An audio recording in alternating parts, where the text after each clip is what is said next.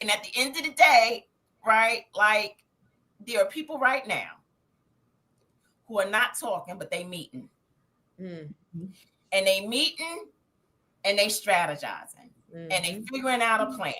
And I guarantee you it's not enough of us doing that. And so we have got to shut up and be about the business and start getting together and not Uncle Toming us, not going out there and you got people who infiltrate to be able to tell what it is we're doing. We need solid people who know that it is time for us to stop. Because this is the definition of insanity, y'all, is doing the same thing over and over and over and over again, thinking that something different is going to happen. And we have been on the insanity Ferris wheel long enough. And we have got to be well mentally. We have got to build our mindsets. We have got to stop being crabs because we are beautiful people. We come from a royal priesthood. And we have got to know who we are, get back to our identities, galvanize, strategize, love, build community, and do it.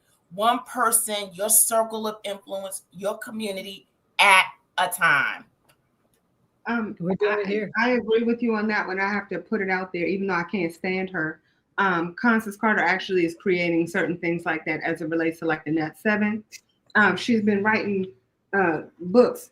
Like, and I'm just going to use this one as an example because those of you who are watching, if you don't have this book, you're poor. And so I think that when we're dealing with people who are creating things like that, I love the fact that she's one of those people. You know what I mean? Again, can't stand her, but lie, on fire. She loves me. But I do think that I agree with you. Oh my gosh, you are so spot on. And it's like, what are you doing for your community?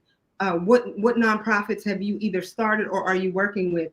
What children? Right, I love that. What children are you pouring into? I remember I was talking on this one panel, and it was so funny. This guy jumped in, and he was talking about all of the things that he's doing, all the money he's been making. And I said, my brother, what have you done for your community? He was like, man, first of all, it's not my responsibility to do everything for the community. It's not my responsibility. And I said, okay, that's what's up.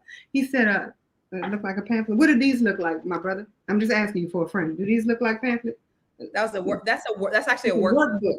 Yes. That's why I said if you don't have this, you're poor, because a workbook meaning you have to work. Workbook. Sit down.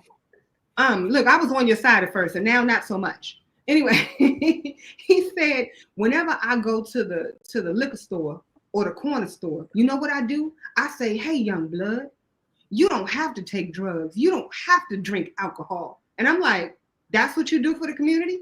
Please get off it. Like, get off, sit down, turn his mic off. And so what are you doing for the community? I wish everybody would start asking that question before they talk about what they don't have, and focus on what they already have and how they can pour into others. So that's how I 100%. So I think we are, which I hate. I think April and I agree on something. We just arrive at it in different ways, right? Because at the end of the day, it is about the solution. I believe that we have to understand where we've been in order to understand where we're going. So it's hard to forge a plan ahead if we don't even know what's behind us.